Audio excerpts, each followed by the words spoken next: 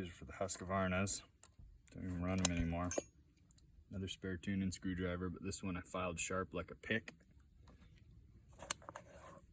And then this is mostly for the Husqvarnas, but it also same size as the nut driver.